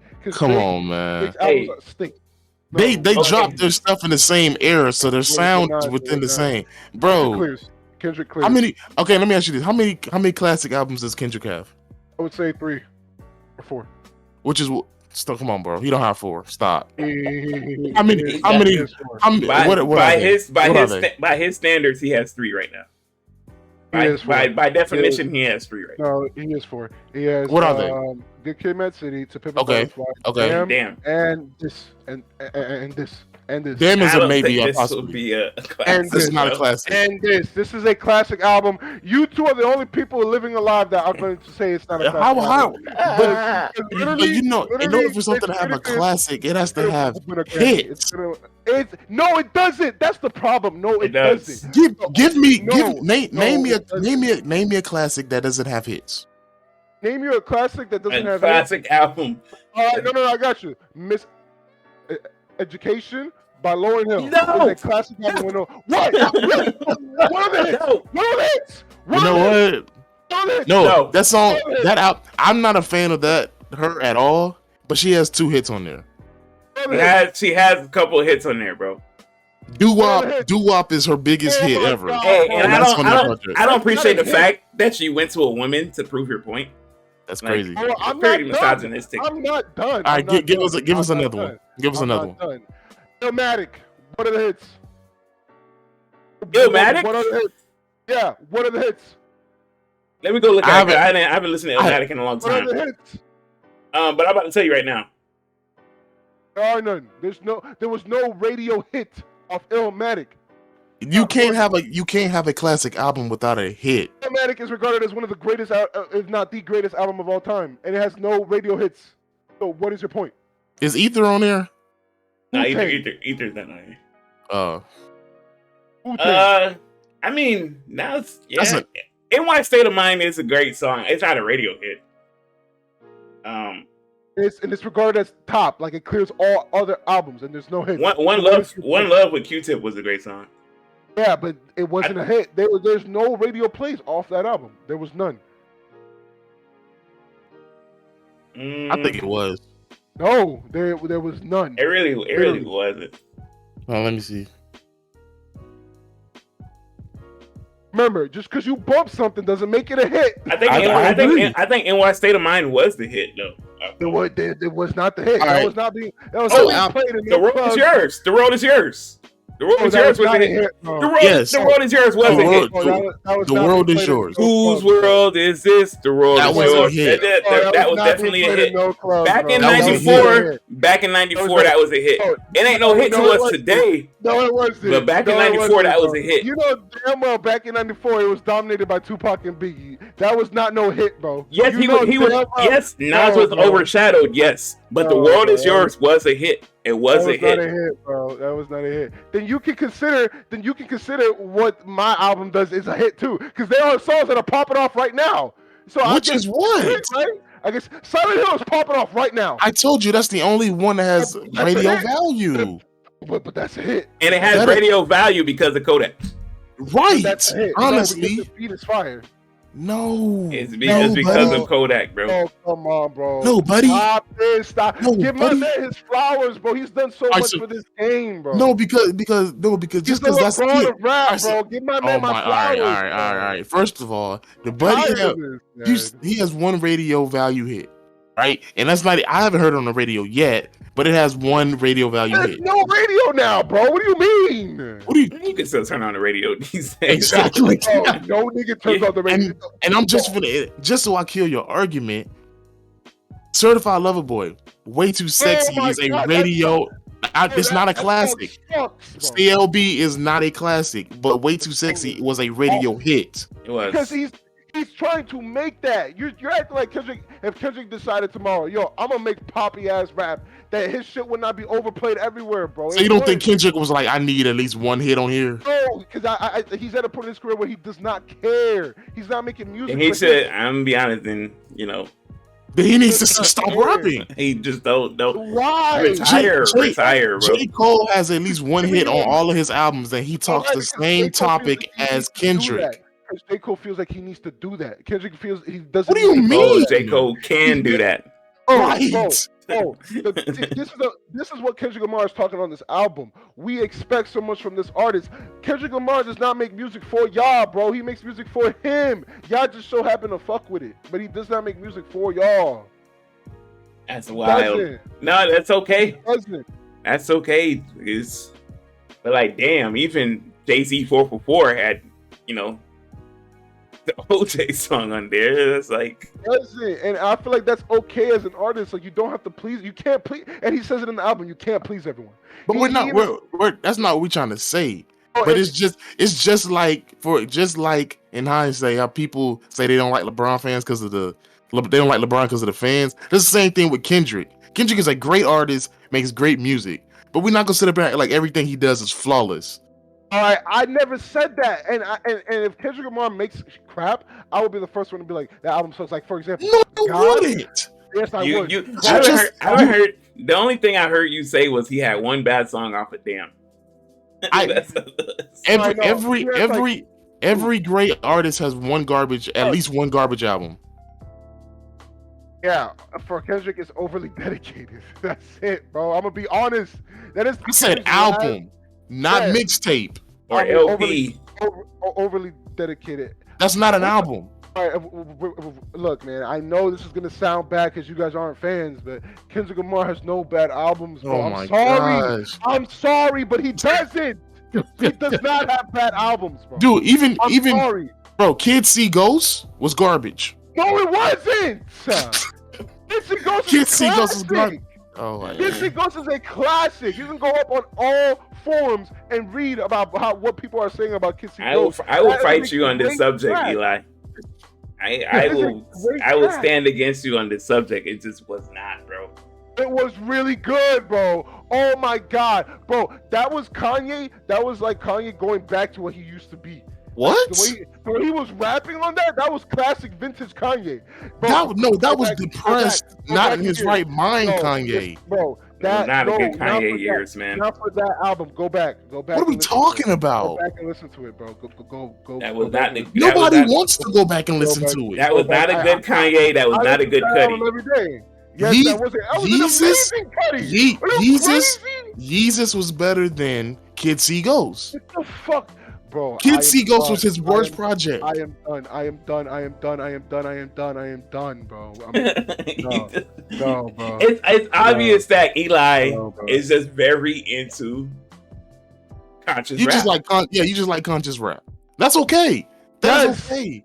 That is okay. That is where rap comes from, bro. It's not all this fucking commercial trap. Nah, shit. Man. The first rap song was like a hip, a hop, a hippie, hip, hopping, don't stop. That was literally the first fucking rap song. What are you on about? Back and look at the roots of rap. It started in New York City as a way to express themselves as black people, bro. It was not supposed to be this commercial bullshit. It had bounce. It had bounce to it though, Eli. It wasn't. Oh my god, bro! You can say the same thing about jazz and blues, but then what happened? Why people? That's what conscious rap is. It's the rap version of jazz and blues. and guess what? That is the type of music that we want to make, we should make. I don't like, me personally, I don't like trap and all that other stuff because it paints this image to our culture of stuff that we gotta like uphold when it's bullshit. Stop I ain't gonna trying to lie. teach people. When I listen to this new Kendrick album, I feel like I should be wearing a fedora with suspenders on. You know what I mean? Oh my god, bro, y'all haven't given the album enough time. And also, you guys aren't the type to go and look, search up the rap genius to every song so you can better understand what he's talking about. I mean, don't get me I wrong. hear the it message, just bro. came out 2 No, days ago. it's not about hearing it. It's about looking it up and understanding it. I hear the message. I understand the message. It's just not what I want. I told you what I wanted to hear from Kendrick way before the album was even said it was coming out. Or He's not 24. but I told like you have to have. There's 5 years and some. You can give us a little bit of Kung Fu Kenny. Oh no, he gave us Kung Fu Kenny on Damn, so I don't understand why that can't be a thing. He's gonna give you what he's going to give you what he's feeling in the moment. My man is going, and he literally starts off the album with for 1,000 days, which is 4 or 5 years or so. Right. This is what I've been going through. And how many personalities is he gonna give us? Now we got Mr. Morale, like, and that doesn't matter. There's so many artists that have hella personalities.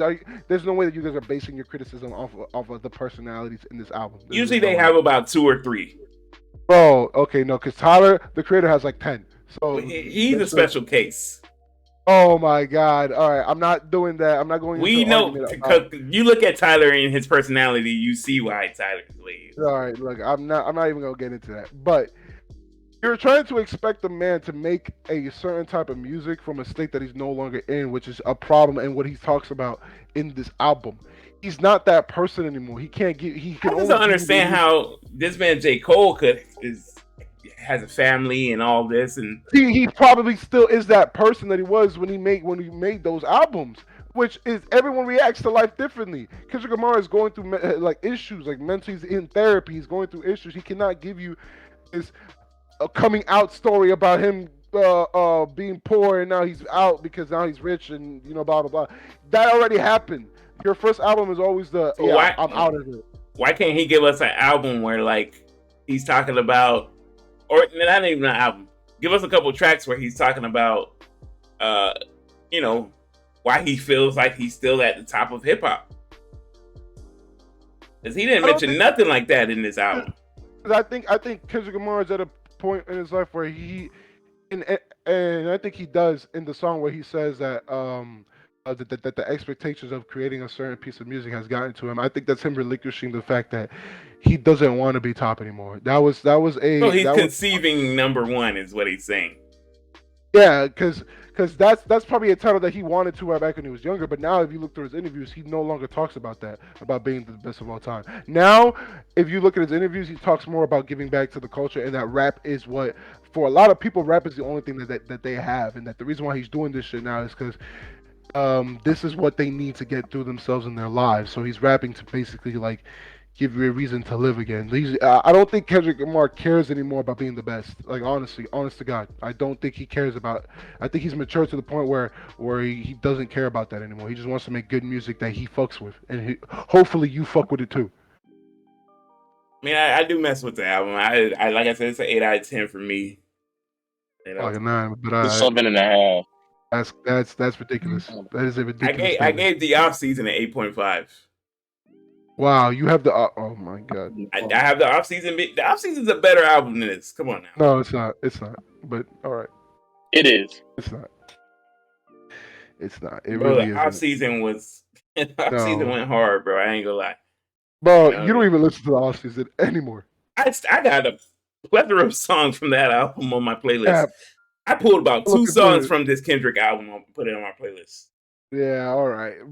Look, do me a favor. Just give it a week, bro. Just listen to it for the whole week. Just listen to the album for the back to back.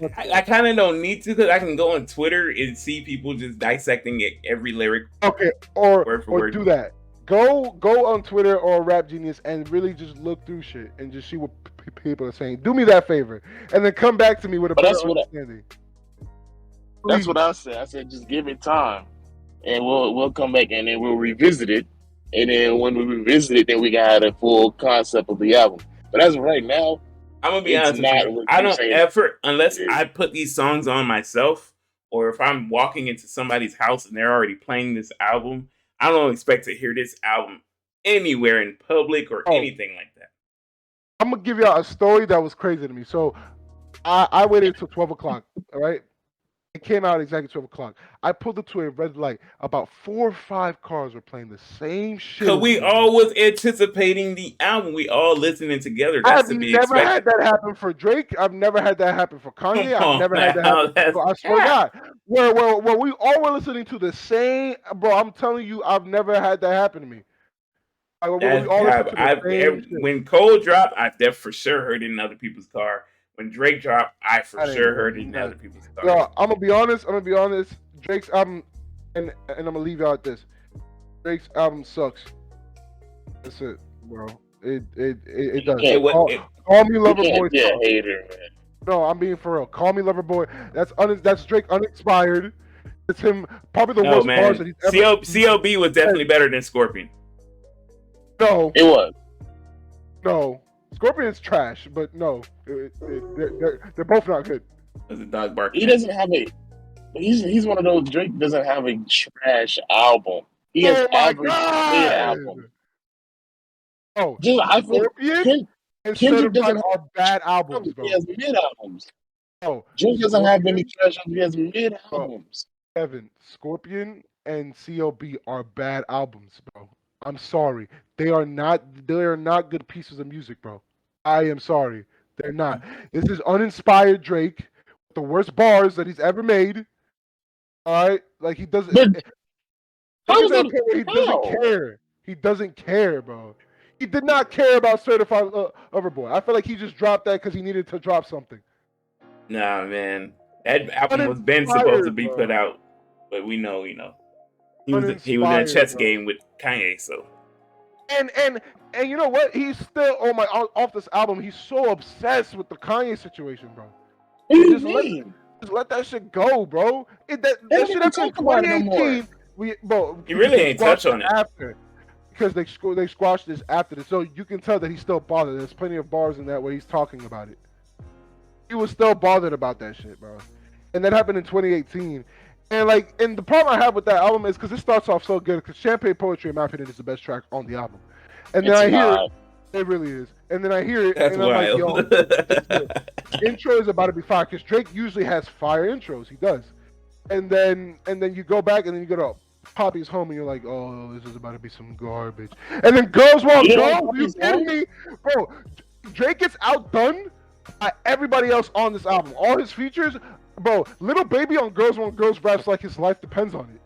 Like he gets outdone by all. You gotta understand when artists get on tracks with people like Drake, Cole, and Kendrick, they feel like they have to come harder than what they normally rap. So then why did it take so long? It took until the You Only Live Twice for him to be up there with his features. It took 18 tracks.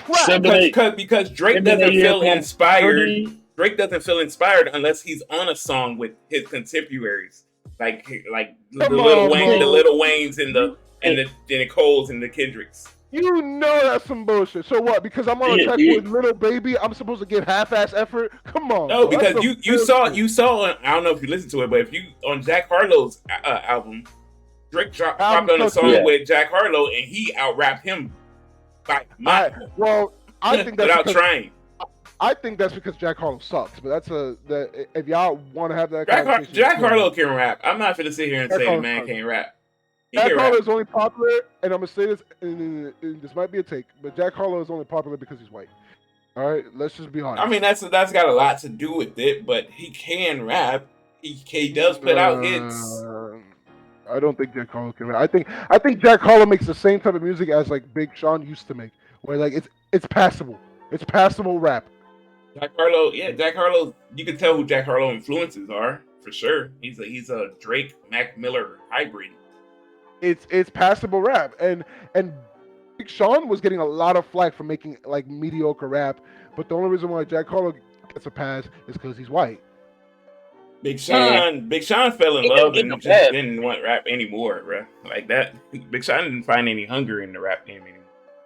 That's all that was. I agree with you, but I think because Jack Harlow is crazy right now. So if he wants to be a part of this culture, he's gonna have to. We know lyrically, Big Sean can go with anybody. It's just, That's what I'm. Big Sean can rap, but just before a long time ago, he used to make like Oh. average music. gotta have that hunger, you know. It was just average rap, and Jack Harlow makes shitty music. I'm sorry, he does. The album sucks. The album sucks, bro. The album, and if you It's think the all album right. is good, It's you're okay. capping. The album's okay. I ain't gonna say it sucks. It's okay. Guarantee, if he was more lyrical like Kendrick, he wouldn't be singing that. Nah. And if he had a What? Kendrick feature on there, he wouldn't be saying that. What? Yeah. What? So basically, what you're saying is your argument is if he was better, I wouldn't be saying that. Yes. If he had a Kendrick feature on there, you wouldn't say the album sucks. No, I would say Kendrick's part. I would say Kendrick's part is fire, but the album still sucks. That's what I That's would crazy, say. bro. That's what I would say. That's crazy, man. Jack Harlow is not a good artist, bro. I'm sorry, he's not a good artist. Look, man, we can go on all day about this. We know how you feel about Let me Kendrick. ask you, are you a fan of Joyner Lucas?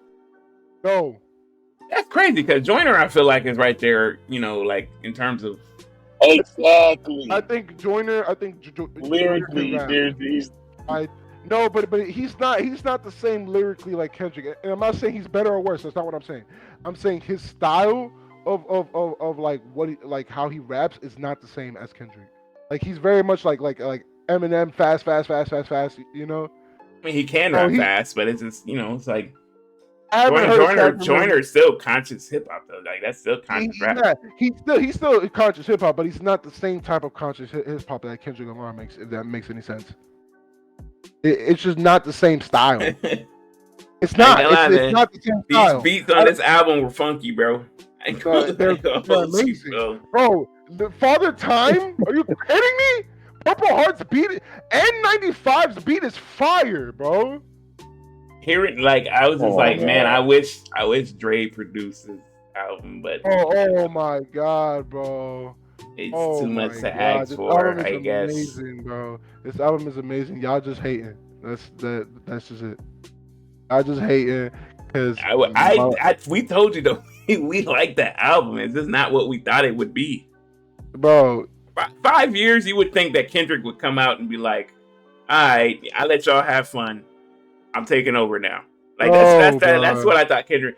Instead, this nigga came out and was like, "I've been cheating, and I slept with a few white girls." No, that's not the full message.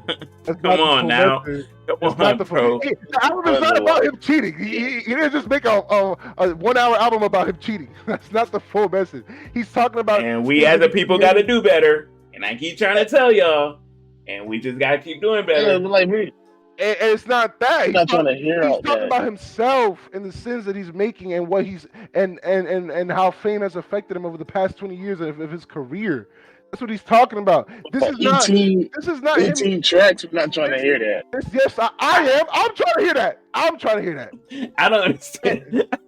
I don't understand why Kendrick is so like conscious of that. Like nobody said anything bad about Damn. I could see if Damn was critically reviewed as a horrible album. That was one of his best pieces of work. What are you depressed about? He's going through shit, bro. We all are. We all are, but I need you to uplift me. We all interpret pain differently. You're expecting me to make a happy piece of music when I'm fucking mad and depressed? Hey, how? Listen, when Kendrick made "I Love Myself," that spoke to me because it's like, yeah, this world is messed up, but bro, like. That is a hopeful Kendrick. T-Pap is a hopeful Kendrick. But y'all done fucked up his image of the world, so now he needs to make his shit. How do we do that? I don't know, man. right. Nigga, we had a whole pandemic. All right. Stop fucking up and Kendrick will make happier music.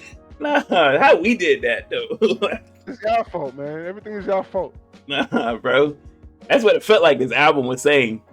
Like y'all the reason why I ain't put nothing out. And y'all the reason why y'all ain't gonna get nothing else. I'm like, damn, what did we do? Thanks. You know what I mean? We're not gonna hear from I've been mad ungrateful. years. Mad ungrateful. Same stuff. I've been mad ungrateful. If an artist puts out one classic album and dies, I'm fine with that. Like, I'm fine with that. Y'all getting all these back-to-back fucking masterpieces, and y'all expect it to be like insane every single time, which is I hate that. Acting like Big don't got 2 good albums and then no more music. Big died. Good. That's what I'm saying though. That's okay. What? That's okay. Did you just compare Biggie Smalls? The game has one good album. The That's game took a okay. nosedive though, bro. It's not the same. The game will never be on these guys' level. You know what I mean? But Yeah. that's what I'm saying. It's okay. We hold Kendrick to high regard, like I told you. This nigga's held to a high ass standard. This album is amazing, bro. It just wasn't. It's not what I was looking for, Eli. That's all. That was a That's all. 9, bro. This wasn't what I was looking for. Hey Hey man, look. I look forward to seeing Kendrick at the Essence Festival. He'll be performing with Jill Scott and Erykah Badu. I'm pretty sure.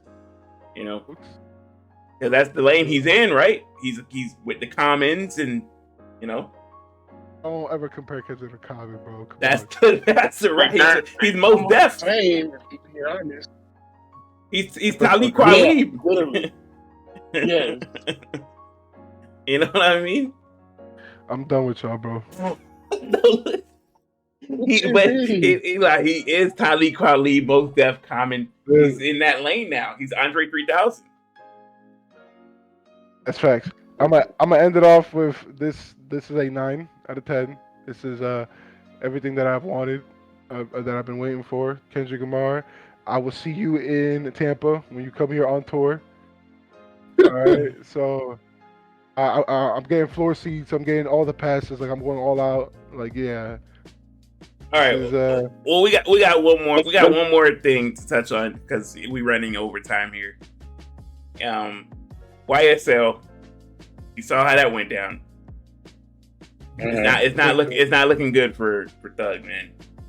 I think this is just another. Not case. even just him. The whole all of it. All slime language. Like, all of them. Crazy. Like, damn, bro. That's what I be saying. Like, and then he passed. Whoever is there had to be a snitch, right? There had to be. I think the snitches themselves, bro. Stop snitching on your albums, bro. Stop. Why did he say that? It was like rappers say a lot of things on their albums. First of all, in their music is just an interpretation of you know. It's like you can't prove that that's what actually happened. I fully agree, but these feds are watching, like, and like it's crazy because I feel like they were building this case for a while now. And I feel like this ain't no new thing. Like I feel like they probably had this case up for a while, just waiting that time. If y'all don't know what we're talking about, YSL's been brought up on well, most of them, if not all of them, been brought up on RICO charges. Yep. It is state RICO charges from what I'm hearing, and not federal. So I mean, there's a chance, right? Free my man Thug. But it ain't looking good, bro. I think he gonna get like 25, something. Fuck. 25. Bro, he's being accused of attempted murder and murder. Like, and Gunna was just starting to like pop off, bro. That shit's kind of tough. You know what I mean? The rap game without Thug and Gunna is kind of crazy, bro. That's crazy.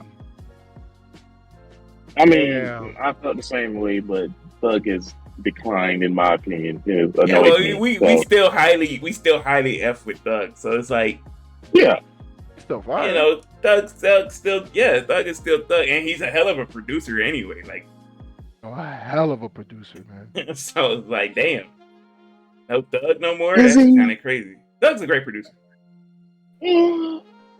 Well, I think great producers. I think Kanye. I think no, we don't put him on those levels. We So. don't put him on those levels. But like, he's a great producer. He can produce some tracks. He has produced some tracks. So I mean, He's written some tracks too. Look is a great producer, bro. Like, yo. Here we go. You know, Yes. it's I didn't say he's the best. Here we go. Let's close this out.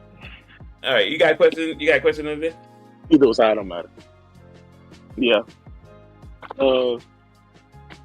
What's something you admire about this generation? This particular generation? Yes. For me, it's the fearlessness. Like, these kids don't care about how they're perceived in life. Like, and I think TikTok is a great example of that. Oh. They go out there and they just do it. They don't care like who's watching, and they just stay. If you ever seen like these kids do their TikTok, they set it up wherever, and then they just do it. They don't care that who's looking at them. They No just anxiety. do it, bro.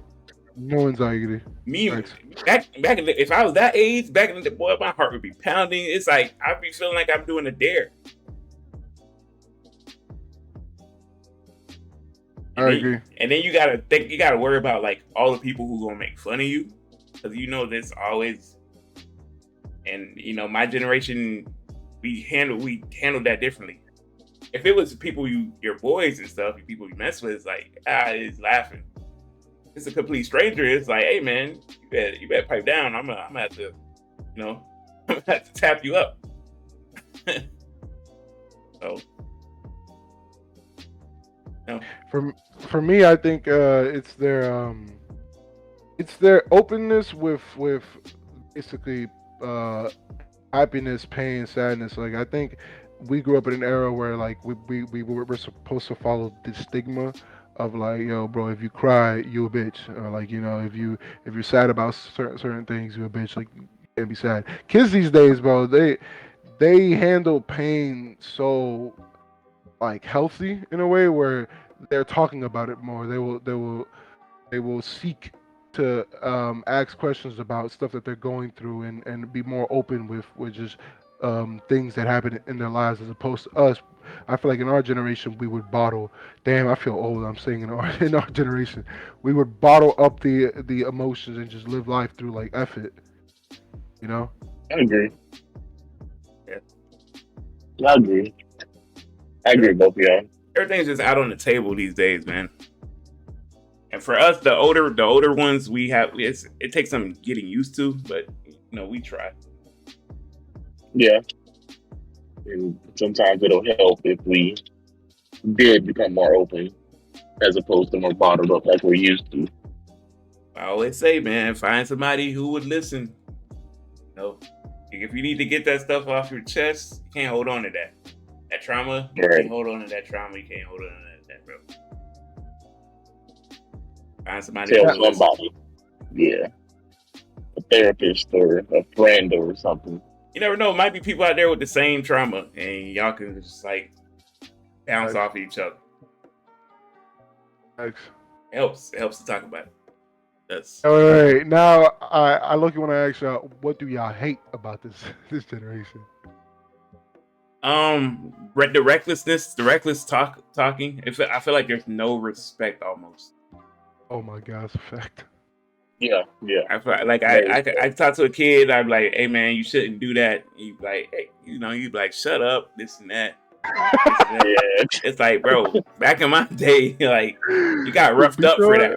Yeah, for real. Hey man, shut up. Yeah, I'm like, hey yo, bro. I definitely feel like kids today don't know the seriousness of like going to school and being like, I can't go down that road and I can't go in that block because I'm gonna get jumped. Like I'm gonna get jumped today. They don't know that. They don't know how that feels. They don't know how it feels to like see the football team and the nigga on the football team got a problem with you, so the whole football team had a problem with you. Yeah.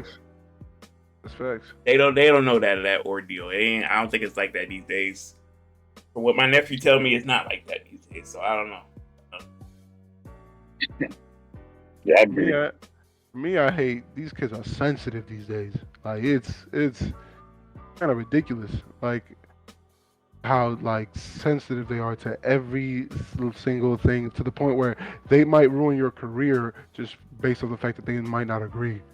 So Yeah, the like fact that they might not agree with you, they can ruin your career. these youngins get so butthurt and they quick to pick up a gun and want to shoot the Exactly. shit. Like, what is wrong with you? Like, that gun don't take a life. You know Right. what I mean? I don't understand. I don't understand, man. What happened to, like, if you mad at somebody and you want to fight, then fight. Throw hands. But shooting somebody ain't. It's not the way, bro. Nah, bro. Went to school with It an ain't assault never rifle. that It's like, serious. honestly, It ain't never that serious. You want to put somebody in the hospital, you can do that with your hands too. that's crazy to me. You know what I mean? And like, and you really have to watch what you say around kids now. Like, you really have to sit there and be like, yo, if I say this joke, I might get this, or like, if I even say something this way, they might take it the wrong way, and blah blah blah blah blah blah. Mhm. Yeah, And yeah, I agree. They get mad at us when we be like, y'all kids ain't built for certain. They get mad at us for it, but it's They get Yeah. mad at that, bro. Oh, and also there, and I also hate the fact that they are like their attention span is nothing, bro. Like they need to be playing games or sitting or doing something. I'm like, bro, back when I was a kid, going outside was the littest shit ever. that was it, bro. Yeah, that was the littest shit Going ever, out, bro. you look forward to going outside. You didn't know what you was gonna do, but you just Nope. was looking forward to it. You're gonna do some random shit. You're gonna do some random shit, and it's gonna be fun as hell. I remember we used to play Manhunt at night. Mhm. Like, oh, if I tell a kid to Everything, go bro. outside right now, half an hour he'll go right back inside and hop on the game. It's too hot. Yeah, I'll be like, it's too hot. I'll be like, this guy, bro. Yeah, that shit's wax, man. That's what I hate about it, though. Gentlemen, I mean, we could have went on forever about that whole Kendrick thing, but Kendrick did bless us. Let's not, act like he didn't. He did. Free those YSL members. Thanks. You know what I mean? We're looking forward to these Game 7s. This NBA playoff. Absolutely. These celebrities are still out here wilding. We ain't touch on all of it, but we'll get to it. Eli, man, we want to thank you for coming through. Absolutely, guys. We Thank want y'all to for thank having me. We want to thank Preston for coming through. We want to thank y'all for listening. Don't forget to like, subscribe on YouTube, follow us on all these platforms that you see below, all these podcast platforms. The 21st, May 21st, MegaCon. Me and Kev will be there. I don't know about it. I will be there too. Eli says he'll be there. I will be there too. If Eli say he'll be there, he's gonna be there. Hey, have you bought your ticket yet? Yes. It's cap. I know it's cap. Get the ticket, man. I don't know how much it costs now, but I'm sure, get the ticket. It's like 27. That's crazy. Now you know you can't rely on them. I tried to tell you. Wait, what day are we? Saturday, the 21st. And it's not gonna sell out because it's like an all day thing. People be in and out of there. Well, you should have been bought your ticket. Bro, I've been going through shit, man. What do you mean? So have we. You got bills and stuff. Yeah, but like I've been going through some sadness, bro. Oh, about hooping, y'all. I can't hoop right now. I am literally in a walking boot as we speak. Oh, here we go. Here we go, man. What happened? What can I tell y'all, man? I sprained the ankle. There's a tendon in my ankle that's subluxed now. So Hey, you're giving me Joel. No, not Joel. Joel Okafor vibes. That's crazy, bro. That's crazy. It's not gonna stop me. But if it doesn't properly heal, then I'm gonna have to get surgery. So is what it is. But I can't play. I can't play on this ankle. If I do, I could rupture my tendon, and that would definitely be a wrap for me. So That's risky. It hurts So how me. you, Like some different like angles I make, like cuts I try to make, it hurts. So I ain't even gonna. how you gonna walk around at middle time I don't know when. on Saturday? I'm in a walking boot. But to be real with you, I don't know if I'm gonna keep the walking boot on for that because See, I gotta have the see. dribble. Nah. The question is, are we starting on them after parties though? Because they I be mean, going wild, if I man. hear anything, I'm gonna be talking and see if I hear anything. Like I'm sure, Them like nerds be going wild. some of them Though. bars is gonna be probably lit Them ner- afterwards. I tell hey, I'm with whatever. You got that Saturday and Sunday off?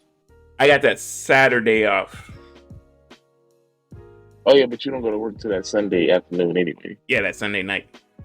I mean, yeah, well, whatever. That makes you know different. Yeah, we can hit up some spots. They be going crazy, man. I remember last year I worked the event and they had a party at my hotel, and them nerds be going crazy, man. This man said nerds. Like we not nerds But too. We part of the we don't know culture. I'm a nerd too. We don't even know if you're gonna be there, Eli. I'm gonna be there, bro. He says that. So How I would mean, you not be there? I'm not gonna miss out on my chance of trying to find my anime girl, bro. You crazy? look, we'll talk about it. We'll talk about it. Let me close this out, man. Let me close this out. Don't forget to follow us, like the channel, subscribe. Once again, we are your hosts. I'm Real One, I'm King K. and this has been another episode of the LeJit Podcast. We'll see y'all next time. We're out. Don't forget to follow our new Twitter channel. Twitter. Oh account, yes, we're on Twitter. We have a page on Twitter. That link will be in the description down below. Give us a follow. I know, and yeah, we'll have you'll see like clips uploaded on there and interact with us on there if you want to, and shoot the boys a follow. Huh? Eli doesn't have any social media. He don't want y'all following him. Yeah, I'm sorry. I'm trying You to. can't handle the pressure, you know. He hates the Exactly. people like Kendrick does. I'm trying to stay a little bit low key, you know. All right, y'all. We out. Y'all, peace.